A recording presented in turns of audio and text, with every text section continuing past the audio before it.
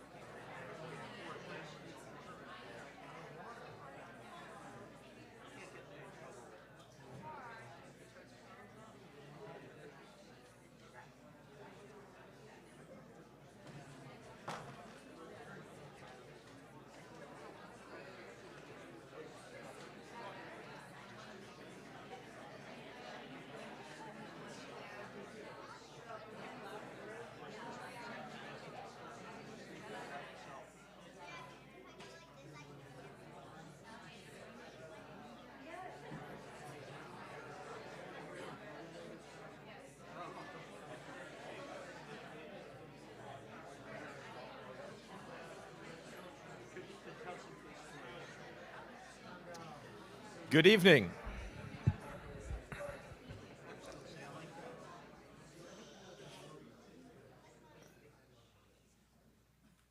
Good evening. My name is Paul Tangy, and on behalf of the Explorers Club Public Lectures Committee, our chair, Natalie Cash, and our president, Richard Garriott, I'd like to start by thank you for joining us here tonight. Please raise your hand if this is your first time in the Explorers Club. Welcome, welcome. You belong here. Since 1904, our club has come together to form a community promoting the scientific exploration of land, sea, air, and space. And since 1922, every Monday night, we've gathered here. Not quite true. I should be careful in front of a historian. We have gathered as a club every Monday for a public lecture as part of our core mission of science, education, and service. It's actually the club's 8th headquarters, so I caught myself there. But every Monday night since 1922, a public lecture. So thank you for coming to join tonight's public lecture.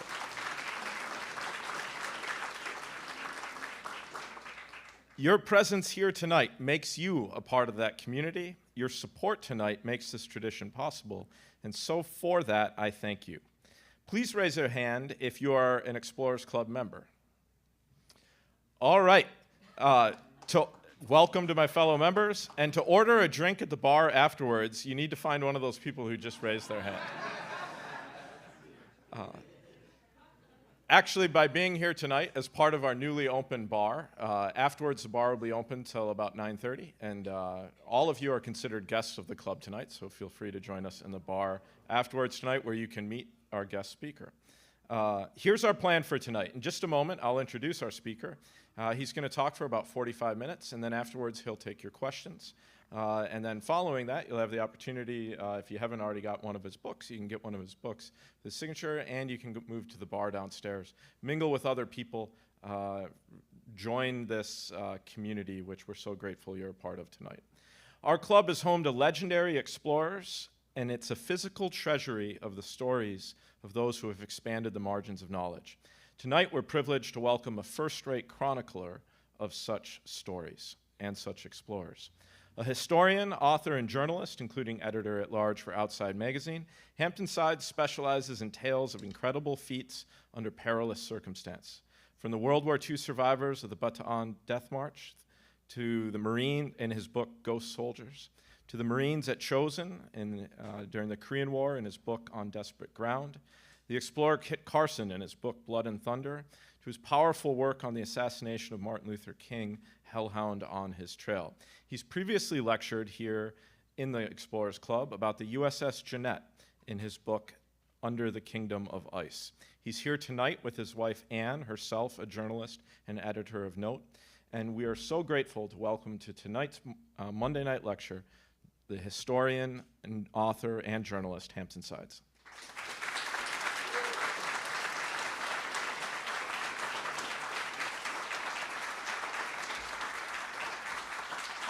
Hello, hello. So wonderful to be here tonight in New York City. I think the only place that Captain Cook didn't go to. But if he did go here, he would have come to this place, I'm pretty sure, and hung out in this amazing institution. He wasn't a pith helmet guy. He was more of a tricorn, the tricorn hat. But this would have been his hangout, I'm sure. So thank you. It's great to be back here. I was here, I think it was 9 years ago, and apparently I didn't offend too many people because I've been re-invited, and I can't think of a better place to talk about one of the greatest explorers of all time, Captain James Cook, than the Explorers Club of New York. I was hearing about the bar, and we actually got to experience the bar. You have to go down there, if for no other reason than that instead of like nuts or pretzels, what they have is crickets, like crunchy crickets, protein. Yeah, it's good stuff. Only at the Explorers Club. So great to be here. I mean, that was nothing like the kind of food that they ate on Captain Cook's voyages. A little bit about this photo that, as you were wandering in, this piece of art. So this is depicting the moment when Captain Cook first arrived in Hawaii and was greeted by the king of Hawaii, Kalani Opu'u, and these two cultures met for the first time in a pretty profound way. Two thriving cultures, that exciting moment of first contact when everything is possible. Before there's tragedy, before there's miscues and misconceptions and miscommunications, there is this electric moment when cultures collide or have at least a possibility of truly understanding each other. And this is a painting that's painted by a native Hawaiian, an amazing man named Herb Kane, who does a whole series of historical paintings. So just really kind of gets to the heart of what this book is about. It's a nautical tale. It has all the kind of the attributes of a nautical tale of woe, but it also has this electric moment of first contact, when anything is possible, and when there's a splendor and there's a majesty. There's anything, it's just like any kind of thing could happen, and that's really the moment repeatedly throughout the book that I try to capture. So let's talk a little bit about Captain Cook. How many of you know a lot about Captain Cook? It's an Explorers Club. Come on, not a lot. Okay, well, here's the captain, Captain James Cook, who I'm going to argue tonight, and have argued while I've been on the book tour, who was truly one of the great explorers of all time. Possibly, you could argue, I think, quite quite convincingly, the greatest.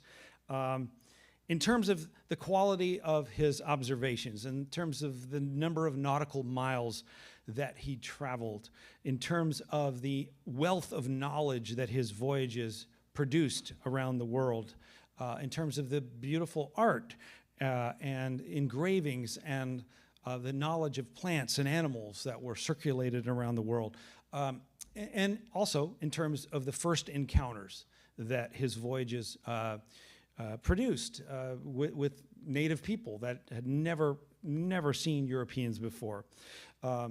He's certainly in the pantheon with Magellan and, I don't know, Alexander von Humboldt and who else? Marco Polo.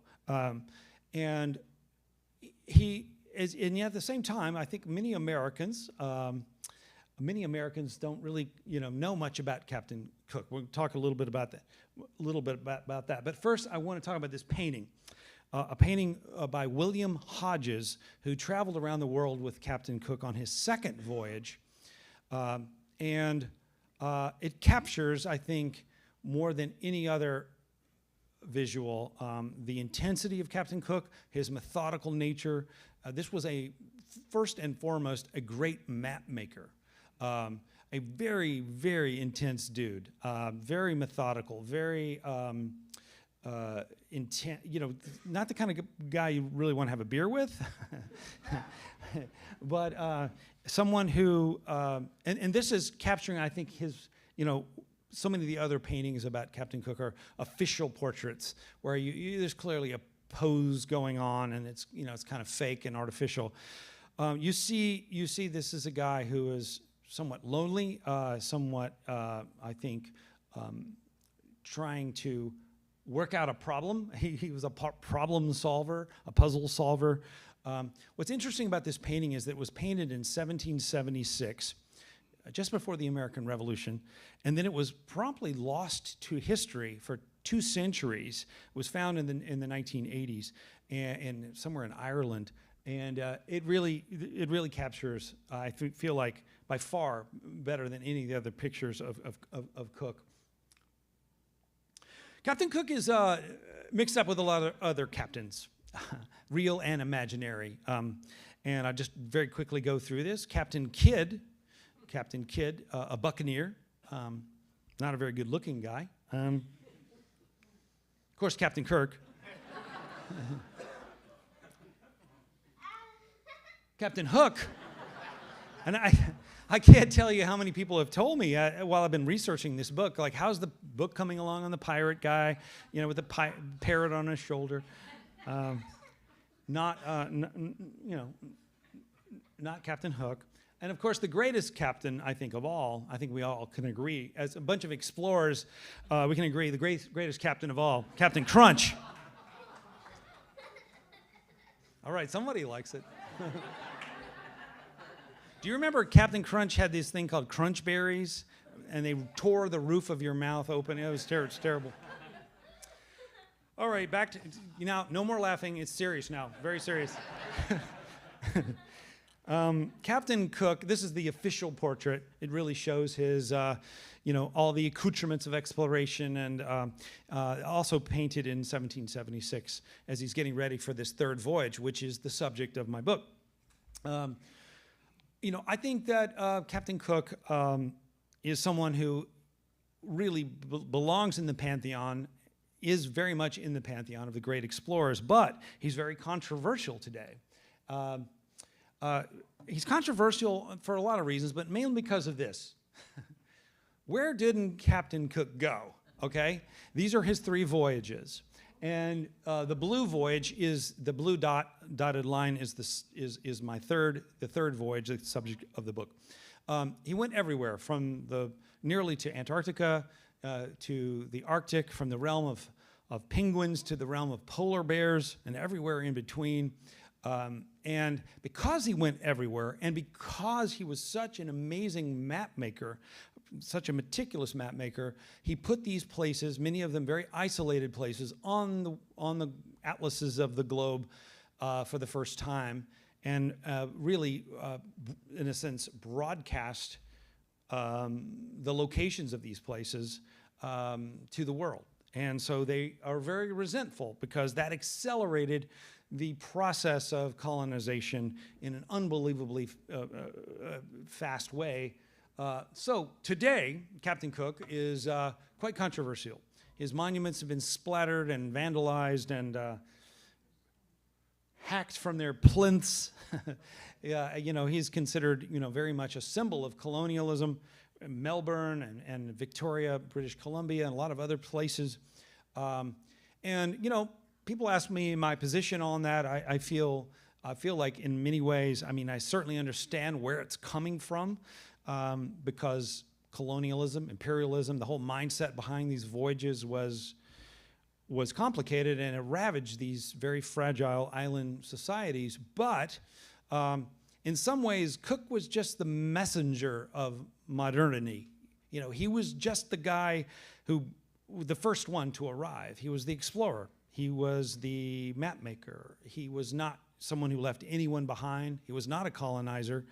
And he was, in fact, incredibly, for his time, quite sympathetic to the cultures that he encountered and wrote about them brilliantly in his books, in his journals.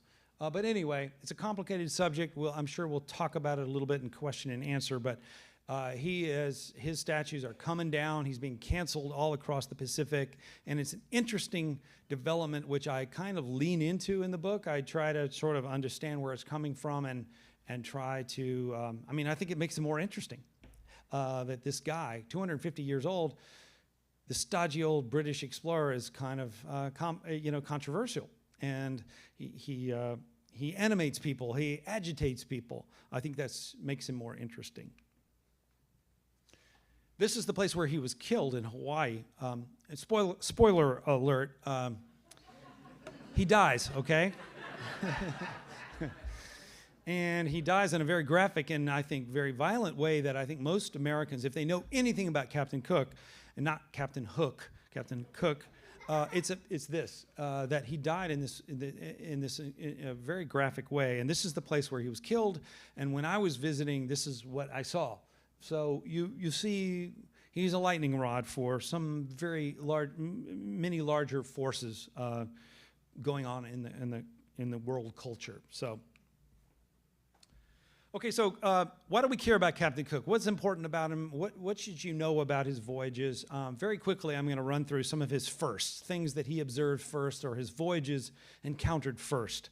Starting with this thing, so his voyages were the very first to make use of this amazing navigational tool called the chronometer, which was many decades in the making. I know there's a lot of Explorers Club geeks in here probably know all about the history of this thing, but it is an amazing tool which allowed, the chronometer allowed explorers to know where they were in the world precisely, particularly when it came to the question of longitude, a question that had been debated and studied and puzzled over for a long, long time.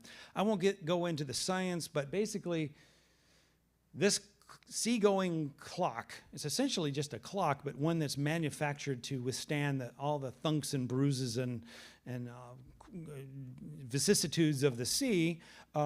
It would tell you exactly what time it was in Greenwich, a reference point, Greenwich. And now, of course, we have Greenwich Mean Time.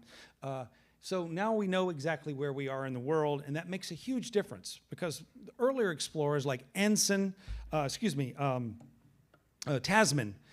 from the Netherlands, he had been to New Zealand, but he couldn't tell you where it was. He said, yeah, you sail about 4 weeks this way and maybe 3 weeks that way, and you might find it. Now they knew exactly where it was, so Cook could return to it the next time. So he had the chronometer on the second and third voyage. It is housed, the chronometer I showed you is called the K1. It was invented by a guy named Harrison, but a guy named Kendall figured out a way to make it cheaper and do it better. It's here at the National Maritime Museum in Greenwich, an amazing place. How many of you been there? A lot of people answer. I'm going to see. Well, not as many as I would have thought. Extraordinary place, the best maritime museum in the world by far. Other firsts. So Captain Cook is believed to be the first explorer to cross the Antarctic Circle. And he did so on his first and second voyages in order to find, or perhaps not find, a mythic supercontinent that was widely believed to exist by all the leading scientists of the time.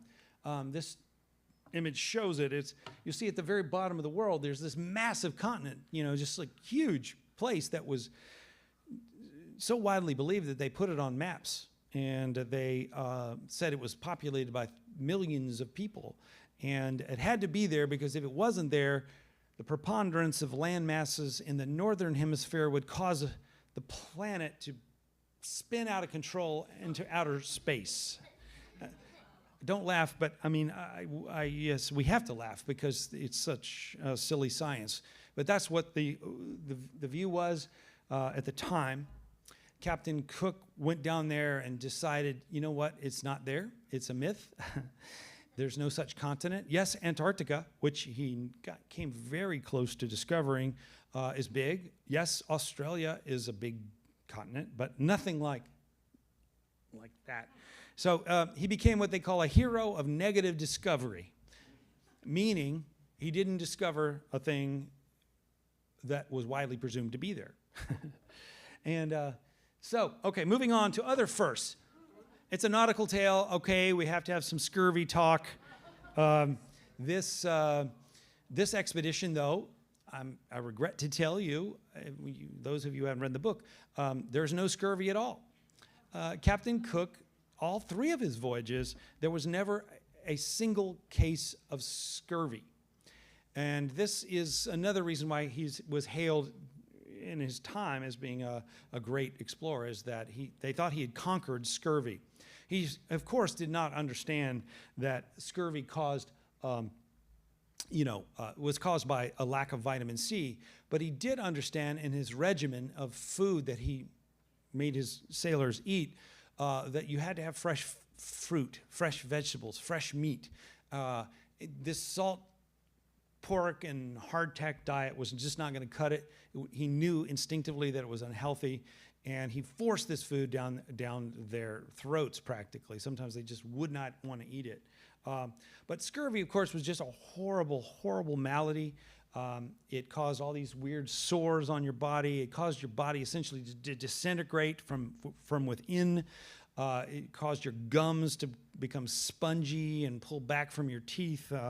It was a malady that had caused the death of millions of people, sailors over the years, and was almost considered an occupational hazard of long-distance voyaging at that time. Now, with scurvy basically conquered, the Crown realized, hey, we can do more long-distance voyages. We can go all the way around the world. We can conquer the world and beat the Spanish and beat the Dutch and beat the Portuguese at this game of imperialism. So that's one of the reasons Captain Cook was so famous after his first and second voyages. So Captain Cook, during his third voyage, snapped this wonderful photograph of surfing. Obviously not true, but his voyages, particularly his third voyage, we get our first description of the sport of surfing, and you cannot believe how just amazed his officers are who write about this thing. First of all, most English people back then, most people in the Navy, did not know how to swim, which is amazing in and of itself that they weren't required to know how to swim, let alone surf. And they try to break the biomechanics down, like say, oh, you wouldn't believe it. They get on this long board and they stand up and they glide across the waves for miles across the ocean, and it's just unbelievable what they're seeing. They can't believe it, and they don't believe that the English back home will believe it. We get our first description of the whole concept of taboo, and going to the temples of Tahiti, what's allowed, what's not allowed, all the weird kind of rules and regulations, a kind of a quasi-religious and also legal kind of system of laws, like such things as if your shadow were to fall upon the king, you could be killed. or women aren't supposed to eat certain species of fish, or all kinds of very extremely delineated specific laws.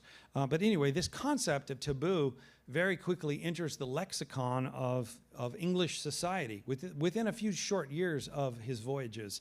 And we talk about, oh, that's taboo, you can't do that, whatever the taboo might be. So we get that. Massage is another thing that we get from his voyages. Lomi Lomi, Tahitian massage, is something that nearly all of his explorers, all of his sailors experienced at some point. But Captain Cook himself was suffering mightily from a condition called sciatica, which is an incredibly debilitating thing. And he was skeptical. He didn't want to be touched. He is British, but he undergoes this treatment. A whole army of masseuses descend upon him and work on him for 3 days in a series of treatments, and his sciatica is completely cured. And this very skeptical captain writes in his journal all about how wonderful this was, and this takes off, after these things are published back in England. So, what else? We get our first description of a human sacrifice, which had been rumored to be a thing all over Polynesia, but in Tahiti, in the third voyage, Cook and his officers encounter this. And then, of course, tattooing. Tattooing is a big thing, of course, all over Polynesia. And Cook's men immediately want to have themselves tattooed. It seems like a cool thing to do. And of course, when they get home to England, everyone wants a tattoo. It goes viral, and it becomes this almost de rigueur thing. If you're a nautical guy, if you're a sailor, you have to have a tattoo. So these are just a few of the firsts that kind of emerge from Cook's 3 voyages. So doing these books is, in some respects, a kind of lonely enterprise. You're just staring at a lot of monographs and manuscripts and going to archives and sitting in a room writing for years. But one of the joys of doing them is to meet the scholars, the people who have devoted their lives, in some cases, to the age of exploration, to understanding these various characters, to understanding the anthropology, the archaeology of these places. And I will just say, I could not have done this book without some of these folks who I met along the way. Just a quick shout out to some of them. First thing I had to do is get this thing right here. Very important. I am a card-carrying member of the Captain Cook Society, which publishes a monthly log called the Captain's Log. And they're called cookies.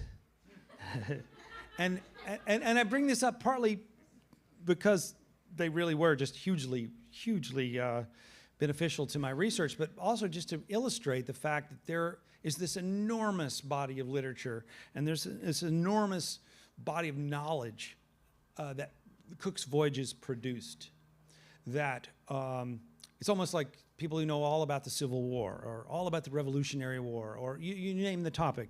But Captain Cook's 3 voyages and his biography and the stories of all the officers who served under him, it's an expansive body of knowledge, and it can take, a person the rest of their life to master all that information. And without these guys, and here are some of them, I couldn't have done it. They have excellent facial hair. I think you have to recognize.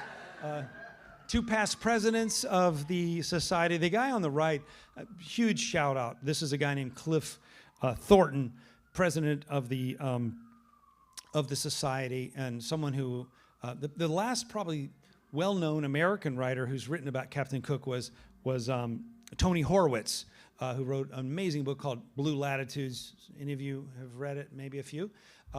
And Cliff Thornton crops up in that book, and he's still at it all these years later. An amazing guy who helped me through a lot of misconceptions and kept me on the straight and narrow, for sure.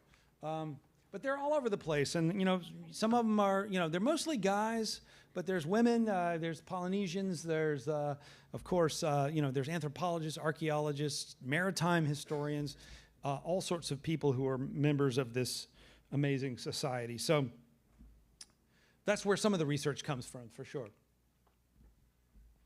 There are also the collectors. Captain Cook's voyages produced all kinds of relics and artifacts which somehow ended up in museums in England or Australia, New Zealand. Many of these artifacts, maybe some of you saw the news recently, a bunch of spears were recently returned to the Aborigines of Australia.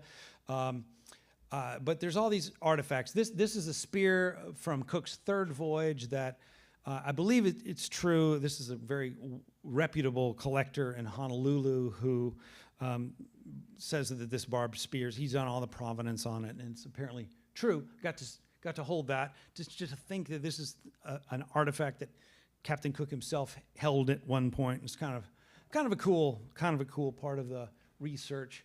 And the last thing is you meet a lot of book collectors and rare book and manuscript collectors, including this guy, a guy named Lou Weinstein, who lives on Maui and has this amazing collection of Captain Cook arcana, and original volumes and all kinds of stuff. And just to hold them in your hand, the quality of the printing of those days, the beauty of the art and the engravings, the maps. These are folio-sized books. They're huge, huge books. And you just realize, it's a direct connection to history, which is pretty cool to enjoy. So going back a little bit, just so you understand a little bit about who Captain Cook was in his early life. So he was from Yorkshire. He came from poverty. He came from nothing. His father was a farmer. One of the things I love about Captain Cook is that the Royal Navy of that time, most people who got to that level were people with connections, people with money, people who knew the right people. Captain Cook did it by sheer ferocious work ethic, by an incredible skill for astronomy and map making, and he worked his way up from literally nothing. This is Ayton, the town where he grew up in the kind of the moors of Yorkshire, and he lived in this beautiful area.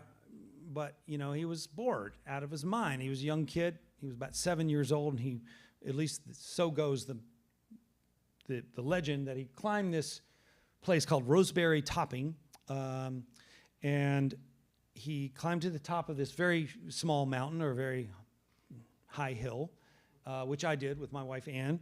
And, oh, by the way, Ann is here.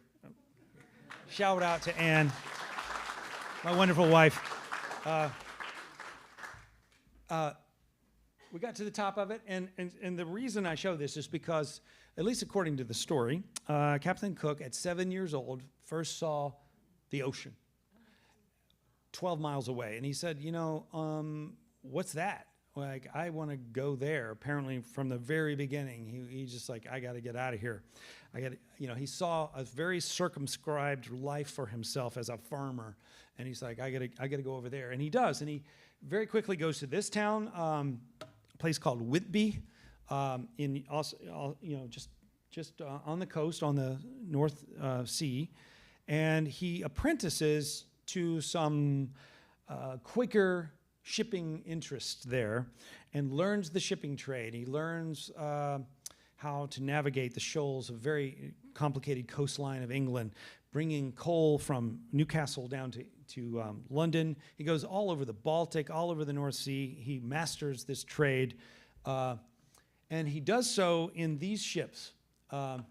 This is an early photograph of one of the Whitby cats. They're called cats, and they are, they're not sleek, they're not beautiful, they're not fast, but they are stout and solid and nearly bomb-proof.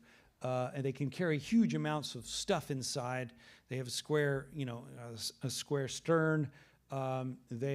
These are the ships that he learned to navigate, and these are the ships, the Whitby Cats, that he used on all 3 of his voyages around the world.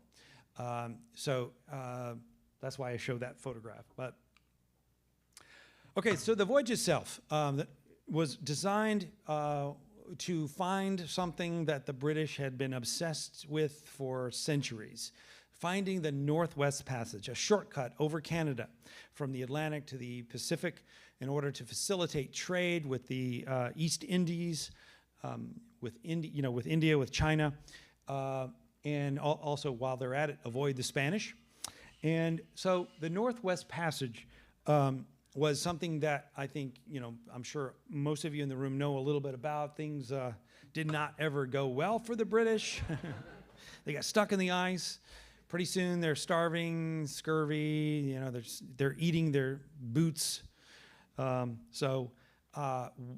they had always tried it from the east, from the Atlantic side, and nothing had gone well. So the idea for this voyage was to reverse the whole thing and go around Alaska, a part of the world.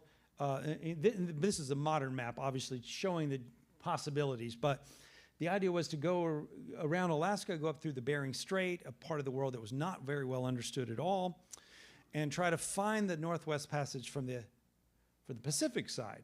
They never seem to talk about, well, why aren't things just going to go horribly wrong from that side, just like they did from the other side? But that's a whole nother story. So Captain Cook's voyages, and particularly this third one, which is the subject of the book, it's important for you to understand that these were not just sort of like Captain Cook had an idea, I think I'll just go on a voyage, kind of like Dora the Explorer, like woo-doo-doo. He had the might and the money and the brain power of the entire British Empire behind him. And I want to talk a little bit about who some of those prime movers were, starting at the top. King George III, the King of England, was really into Captain Cook, really into his voyages, a big supporter. He is, of course, famously Mad King George, right? Mad King George, but he's not mad yet. He's not mad yet, except that he's starting to go a little bit mad because of certain things that are starting to happen in Boston at this time, 1776. But his other thing was he was really into animals. He loved farm animals, and he had this idea of bringing to Tahiti a bunch of, bulls and cows and goats and sheep and peacocks and all kinds of things, and so they could create a proper English farm. And he thought it was sad that the Tahitians only ate seafood, and they needed to have a proper English farm. So consequently, this voyage, in addition to being a voyage of exploration, is also a Noah's Ark kind of experiment, just absolutely chock full of animals that Cook has to somehow deliver to Tahiti. So we get that. Farmer George, they called him. The other, another entity behind all this thing is the Royal Society, which was the preeminent intellectual fraternity, going back to Sir Isaac Newton, philosophers and doctors and all kinds of gentlemen scientists were behind this voyage, behind all of Cook's voyages, and put up some money for it and put up their expertise, and including and especially this guy, a very famous botanist named Joseph Banks, who anyone who knows anything about botany, anything who's been to Kew Gardens in England will know about him. Not to be confused with the guy, whoever the guy was who came up with the cheap suits that you can get at the mall. That's Joseph Bank. This is Joseph Banks, a very, very amazing writer who actually went around the world on Cook's first voyage with the Endeavour, and he plays a big role in the book. So, Joseph Banks. And then last but not least, this guy, probably the most powerful man in England besides King George himself. This is the First Lord of the Admiralty, John Montagu, the Earl of Sandwich. Very powerful guy, someone who loved Cook, was quite a good friend of Cook, and a big promoter of his voyages. This is his estate north of London, and had a great time kind of getting to know Lord Sandwich. He's an important character in the book as well. He's famous for many, many things, but probably most famous for being the inventor of the sandwich. He was a busy guy. By the way, this story actually kind of checks out. He was busy. He was kind of a workaholic. He was also a gambler at night. He was in a hurry, so he got the idea of sticking a piece of roast beef between two slices of bread and eating it on the fly. And so he thus became known as the inventor of the sandwich.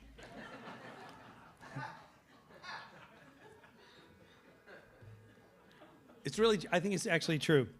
Okay. So the voyage itself, something's going on out here. I think there's a big protest happening. So the voyage. This gives you a sense of this is his third voyage, the subject of the book. And, again, the ambition of it, the sheer scope of it, the crazy kind of contours of it, all the things that were going on, it's almost impossible for me succinctly to tell you about what was going on here and what they were trying to do. But we will try. They leave from Plymouth on July 12th, 1776. July 12th, 1776. They didn't have cable or any kind of telephones or anything, so they didn't know that this was happening in Philadelphia.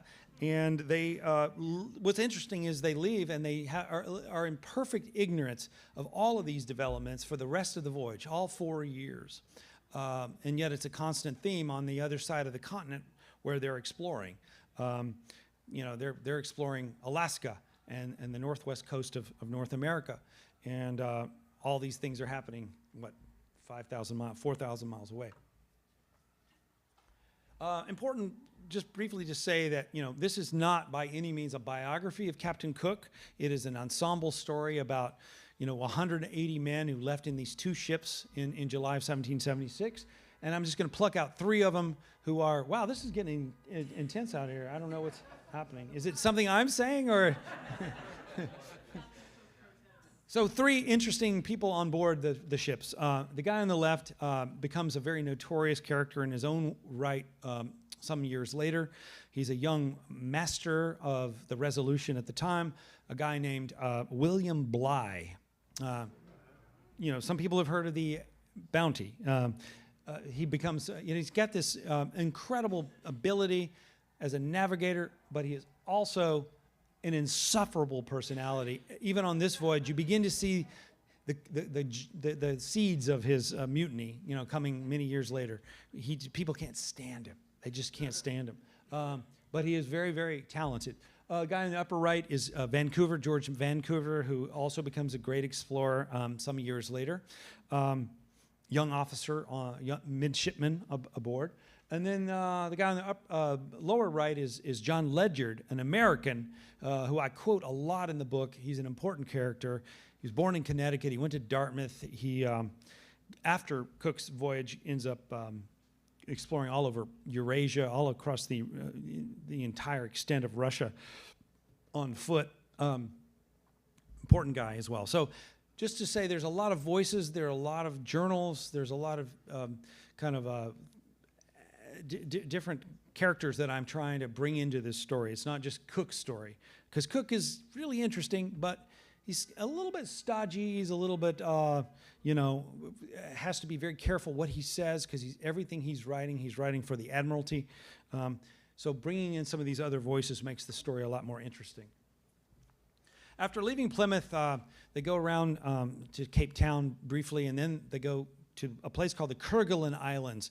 And I show this to a group of people here at the Explorers Club because it's one of the most remote places on Earth, and it was the first place he had to stop. Way down there in the southern Indian Ocean, halfway to Antarctica. And the reason he had to go there was because it was rumored that the French had gone to this place. Anything the French did, the British had to do it. Go check it out, see if there's anything there. And he did, and after weeks and weeks of incredible, terrible seas, terrible weather, fog, they find it. And here's what they find. It's very remote. It's uninhabited, except for by penguins. There's a really great emperor penguin way upstairs, by the way. You got to check that out. he decides very quickly, they get there on Christmas Day, he decides, you know what, leave it to the French. And it is, to this day, a French possession. Then they move on to Tasmania. They're, again, kind of rumored that there's a great anchorage there somewhere. He goes to this place called Byron Island, which is just an incredibly beautiful part of the world. And he has his first, on this voyage at least, his first encounter experience with, in this case, the native Palawa people, the Aboriginal people of Tasmania. His expedition artists go to work. They paint these beautiful paintings, which become engravings. Everything goes according to plan. This is one of the rare times where everything goes well. They have peaceful exchanges in both directions. There's no sexual encounter, so there's no spreading of venereal disease. He's there a little over a week. He replenishes his ships and writes quite eloquently about these people, the Palawa, who he admires. But what's interesting, and I show this because almost exactly 1 century after Cook's arrival and brief stop at Byron Island, the Palawa people are virtually extinct. And this photograph was taken of the very last full-blooded Palawa person, or at least it believed to be, a woman named Truganini was photographed, and she died almost exactly a century. And I show this just to kind of demonstrate, like, the reason why Cook is so resented all over the Pacific is not so much for what Cook did or what he saw or what he himself brought into their cultures, but the entire imperial kind of thing that ensued immediately after his voyages, which was the occupiers and the pathogens and the alcohol and the missionaries. And I mean, the British hunted these people for sport. I mean, it was just unbelievable that an entire people who had been there for millennia were nearly extinct within a century. So there's that story. Moving on to New Zealand, the next stop on his voyage. I won't go into it. I don't really have time. It involves cannibalism. I'll just leave it at that. And I had to do some difficult research along the way, hardship research. I sent this to my editor, I think, when I was down there. He's like, what's going on down there? There was a lot of research on this voyage, this research trip, but there was also a decent amount of research. Beautiful places that he anchored. This is a place called Ship Cove in New Zealand where I spent a while, my wife and I, and we hiked all over the place. One of the few monuments that has not been splattered with red paint. Then he goes on through what we call the Cook Islands, the Tonga Island group, a lot of other islands, finally moving towards Tahiti.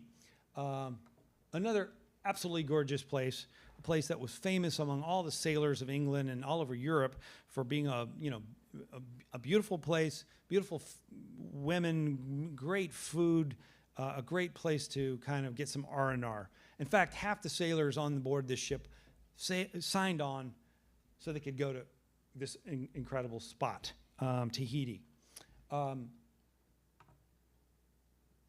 This is from my iPhone. Don't hate me for the fact that I had to go to these places, of course, where he anchored. But he wasn't just there for R&R. He wasn't just there for fun. He was there with a mission, a very particular mission from the Admiralty, and that had to do with this guy, a very interesting Polynesian young man named Mai, who was a major character in the book, a guy who had come to England on Cook's second voyage and had become the first Polynesian to set foot on British soil. In England, he had an amazing experience. He learned English. He learned to be an aristocrat. He learned to hunt and played backgammon and chess. And we'll see, he was vaccinated for smallpox.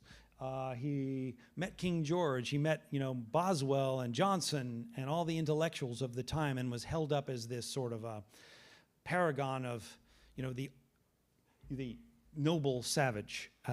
He overall, though, had an amazing 2 years in England, and that's a big part of the early going of the book, is telling his exploits and adventures in England. But after 2 years, he's homesick. He really wants to get back to Tahiti, and King George says, "We'll get you back." And King George says, "Captain Cook is the guy who's going to get you back." And that becomes kind of the first big errand of the voyage, is to return Mai to Tahiti with his belongings. He's accumulated all sorts of weird belongings, like a full suit of armor, a jack-in-the-box, an electrocuting machine, a little kind of grinding thing that was based on Benjamin Franklin's experiments, all kinds of other stuff, including a Bible and horses, lots of horses, which they have to bring the horses back to Tahiti as well.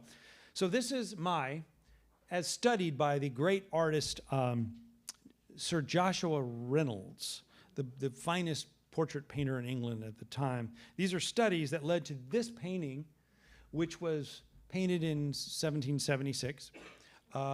It's considered his masterpiece, his favorite painting of all of his paintings, and a painting that was recently sold to the Getty Museum in Los Angeles for $62 million. So Mai is famous even to this day. You can go see him in LA probably pretty soon. Right now it's at the Portrait Gallery, National Portrait Gallery in London.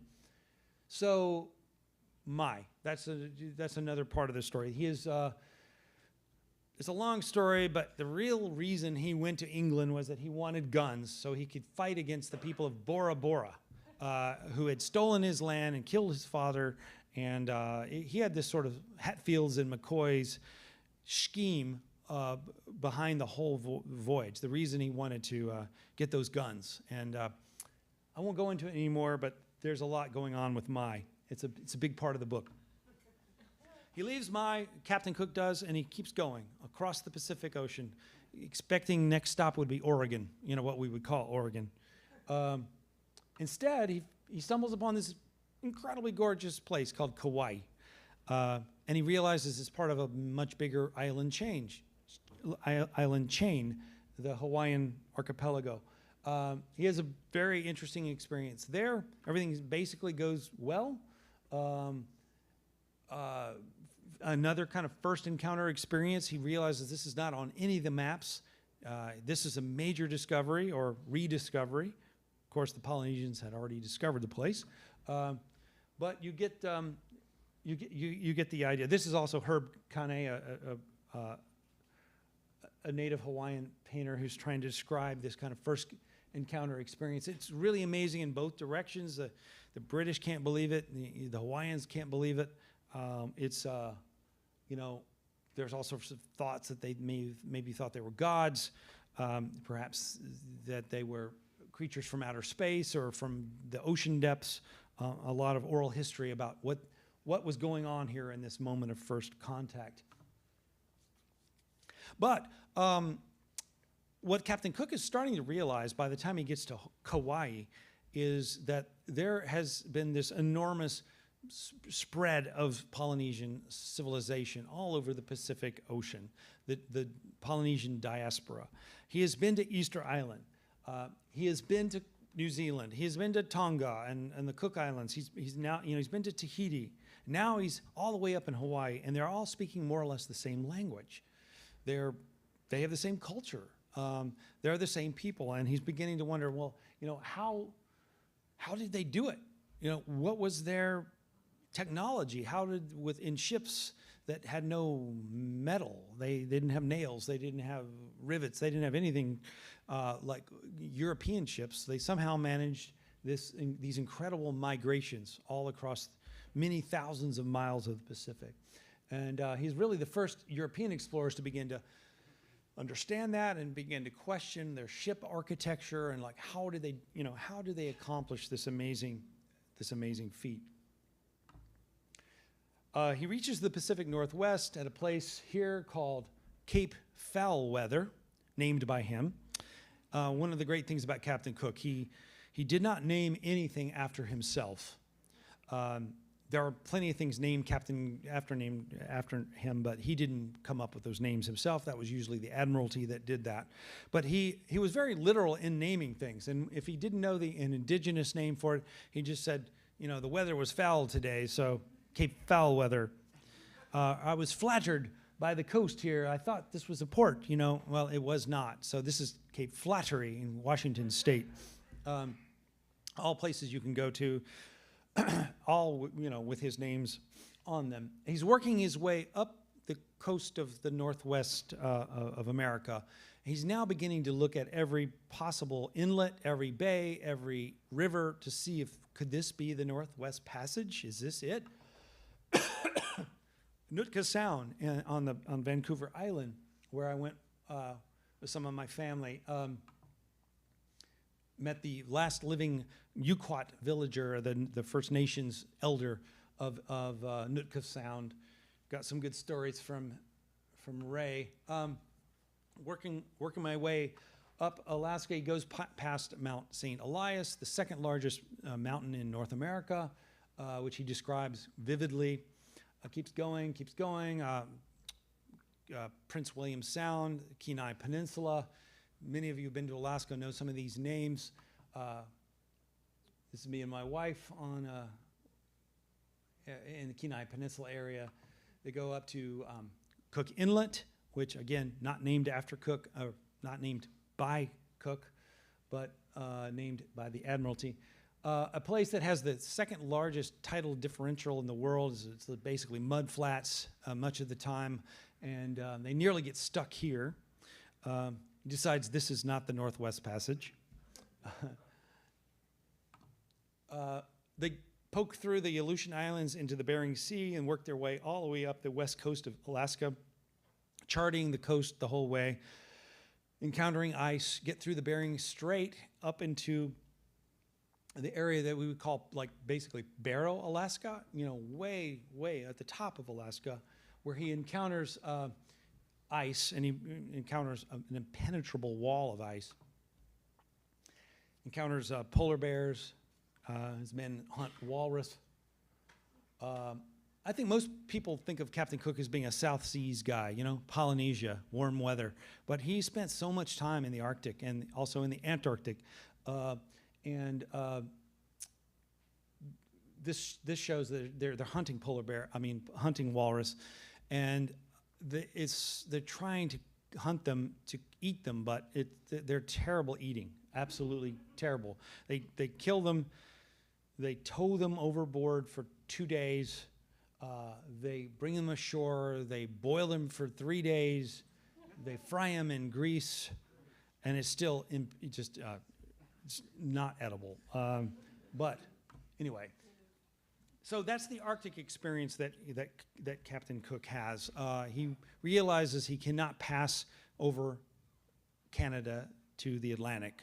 He realizes that there is no Northwest Passage, at least not this season. But this is the unusual thing about Captain Cook. He decides, instead of going home, why don't we wait an entire year, come back next summer, and do it all over again. Maybe the ice will be different next summer. So that's what he decides to do. So I show this kind of a before and after photo of his Arctic experience. So this is the map showing this was the map that Captain Cook had to work with on his voyage up there. It sort of came out of Bering's expeditions, but it's very, very wrong. Cartoonishly wrong. It shows Alaska up there as a little island up in the upper right corner. I don't know where to begin to say. It's just wrong. And Captain Cook discovers or realizes that a bad map is worse than no map at all. But to the right of Alaska Island, there's some waterway, and that is what the Admiralty really wanted him to check out more than anything. He thought maybe that is the Northwest Passage. Well, it wasn't, obviously. It wasn't at all. But this is what he was given, and this is what his expedition produced. This is a German publication of his English map, but you begin to get the contours of Alaska. How he did this in the fog, in the heavy seas, over, never coming ashore, almost never coming ashore, doing it from his ships. We get the, some sense of the, what it really looks like. And this is probably, I would say, his greatest quality, his ability to produce these maps on the fly while moving fast over the coastline. So he decides, all right, we're going to come back and do it all over again next summer, but let's warm up for the winter. Let's go back to that amazing place that we stumbled upon, the Hawaiian island chain. And so he does. He comes to Hawaii. He circumnavigates the island, and he comes ashore at this extraordinary place called Kealakekua, a bay. Any of you been there? Probably a lot of you. No, not that many. Best snorkeling in all of Hawaii. And this was the scene. This is what it more or less looked like, because he happened to arrive during this thing called the Makihiki, a festival to celebrate the god Lono.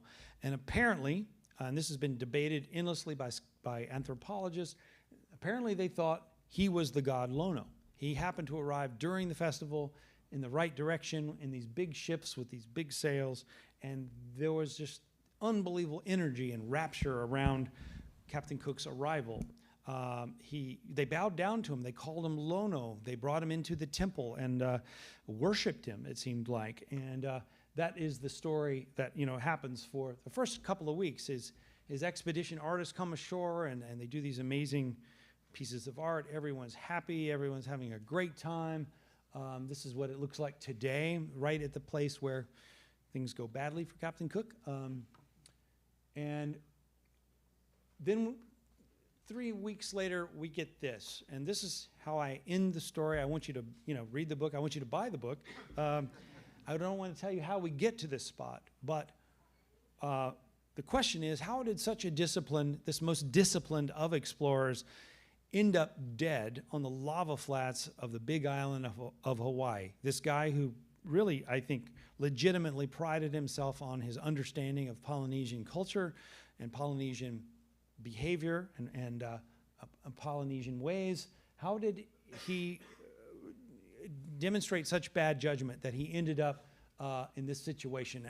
A story that has been documented and become really part of the iconography of exploration. Artists, Hawaiian artists, English artists, have all tried to capture this moment. So that's really the last sort of 50 pages or so of the book, is trying to tell you how that all happened. What sort of miscues and miscommunications escalated to create this result, which is an incredibly graphic, incredibly violent story of where first contact kind of goes awry. And why does it go awry? What were the reasons for that? So, with all that in mind, how are we doing on time? Do we have some time for some questions? We're doing great. We got about 10. Thank you.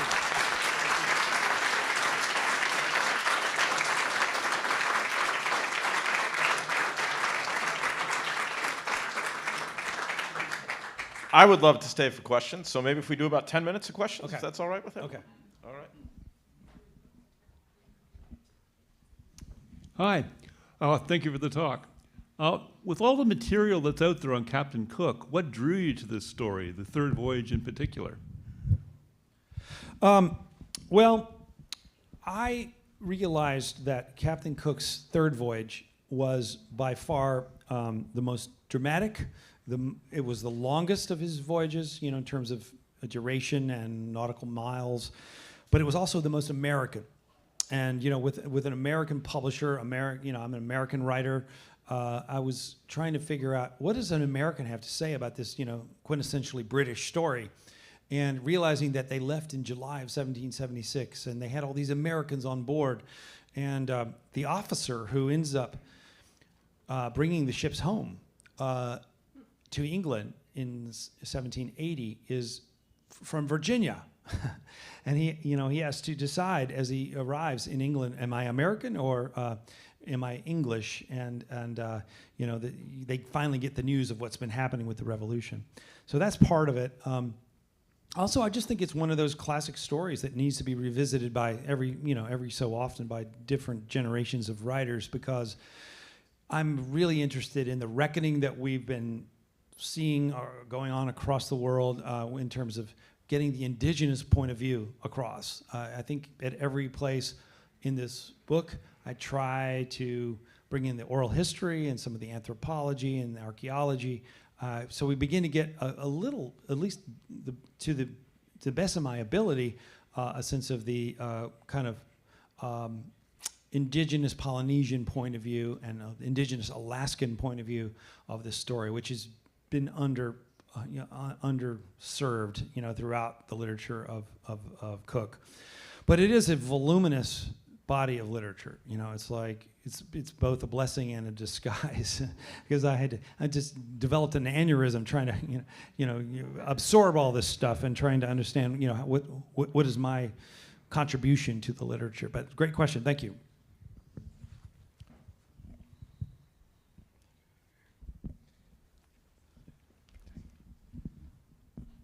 Yes, and thank you for your great presentation and revelations about this great adventure of yore, but it's still contemporary.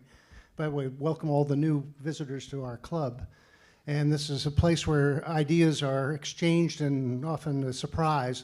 And having, as a sea captain, I've sailed all around there and studied Cook's logs quite a bit, and may confirm or know more that before he left Portsmouth on his third voyage, he complained about the Royal Navy shortchanging the ship's expeditionary supplies, rigging tar, pitch, line, even sailors to go over and deal with those rebels in the Americas.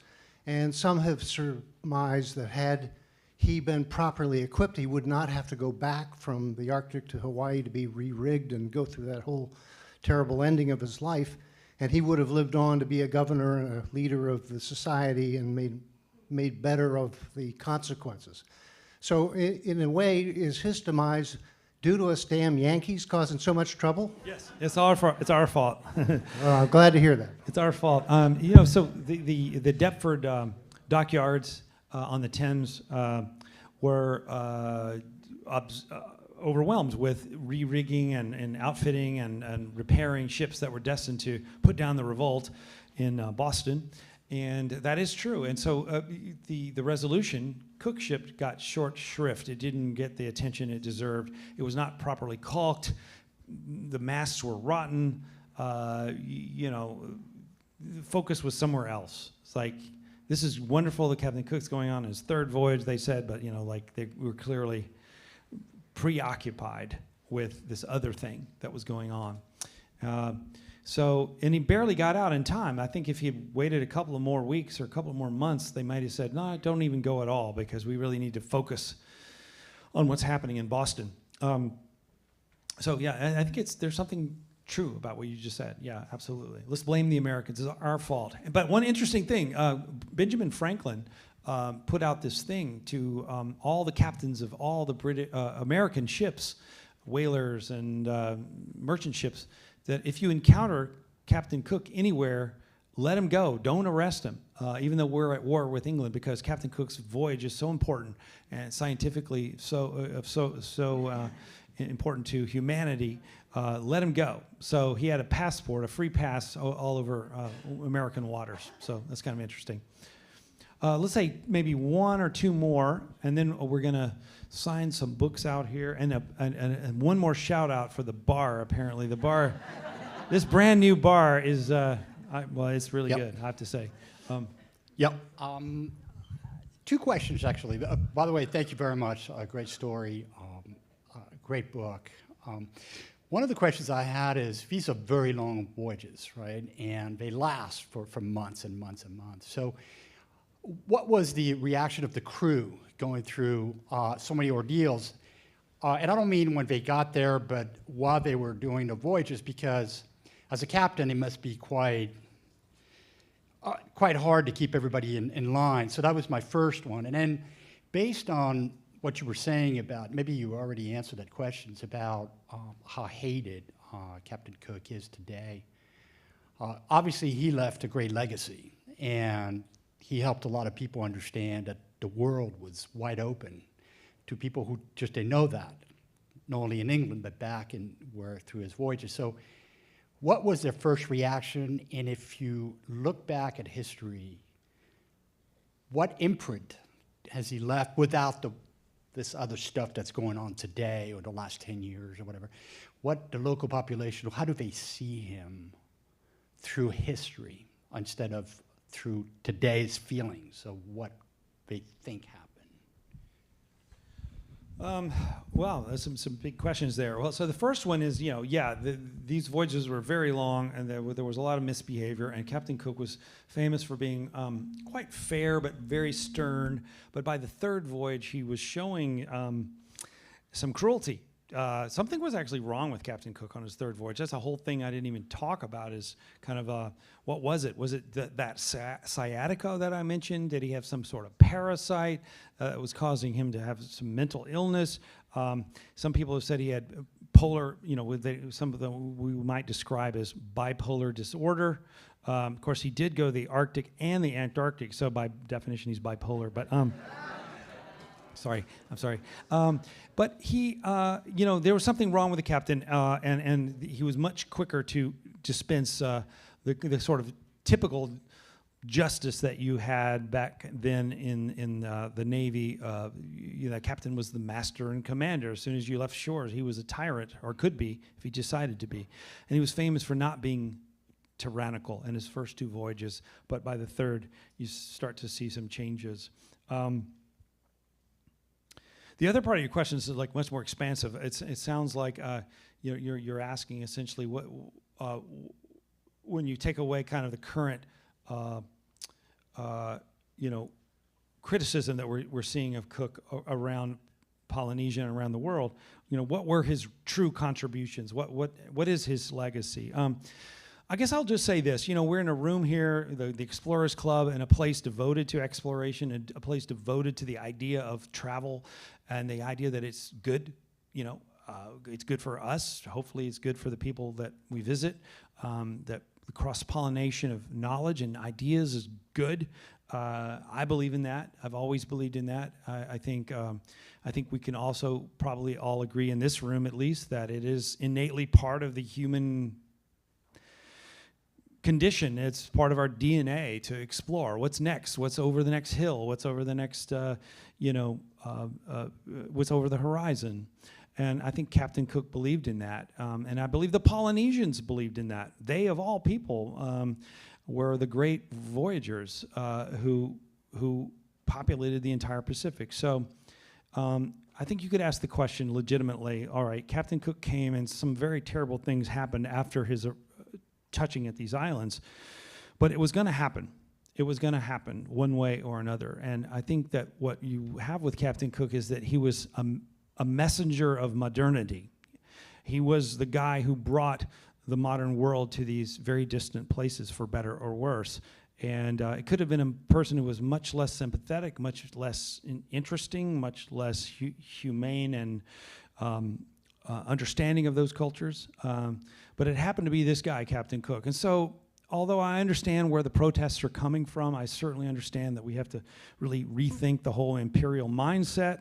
I think in some ways they got the wrong guy. It's much easier to pin it on one dude than it is just to pin it on an entire system, a whole paradigm. And so I don't know. I end up defending Captain Cook from his, at least his biggest detractors. I think he was an extraordinary human being, an extraordinary explorer, and an extraordinary thinker. And if we want to understand the modern world and how it got to be the way it is, we do have to understand these explorers. This is the golden age of exploration, and you could argue Captain Cook was the greatest of them all. So I'll end on that note. We'll sign some books. I hope to meet you. Thank you. So in conclusion, real quick before you rush out to sign books, just want to thank you for all of you for coming here tonight. As he mentioned, bringing this history to life is part of, it's important that we re-examine this stuff in each generation. And when you look around the room, that's a sledge from Peary. I loved how you were talking about Polynesia. That is the Kontiki flag, the flag that accompanied Tor Hardal. That's a flag from Bird there in the corner. These are all great artifacts, but they only have meaning if we're here to do it. So thank you for bringing history to life. On behalf of the club, thank you to all of you, too, for coming to bring this.